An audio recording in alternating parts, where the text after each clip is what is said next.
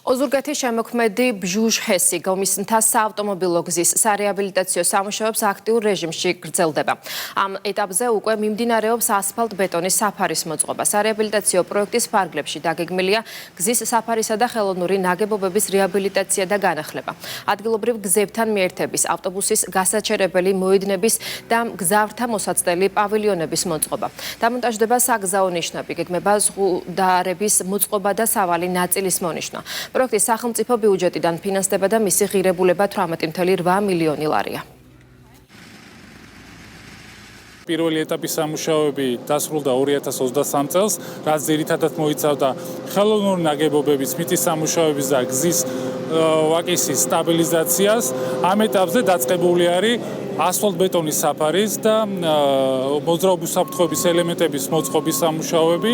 როგორც ტურიზმის განვითარება, ასევე საგზაო ინფრასტრუქტურაზე ზრუნვა ჩვენი ხელისუფლებისთვის ერთ-ერთ მთავარ პრიორიტეტს წარმოადგენს და გომისთა ოზურგეთის დამაკავშირებელი მონაკვეთი ამისი ნათელი დადასტურება.